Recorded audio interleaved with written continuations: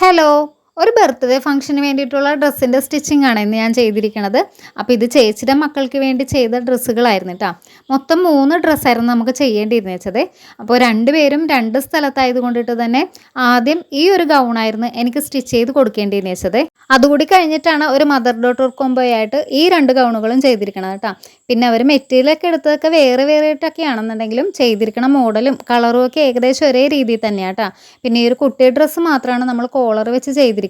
വിചിത്ര സിൽക്കിൻ്റെ മെറ്റീരിയലാണ് ഇതിൻ്റെ സ്കേർട്ട് പോർഷൻ ചെയ്തിരിക്കുന്നത് കേട്ടോ.